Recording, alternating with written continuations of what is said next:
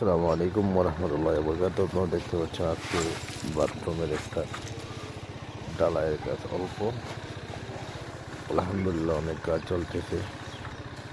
এই যে আমাদের মাদ্রাসার পূর্ণাঙ্গ কাজের, এটা হলো গোসলখানা, এটা হলো সবখানা ছাত্রদের বাথরুম, এখানে একটা পাকঘর, এখানে একটা রুম হবে।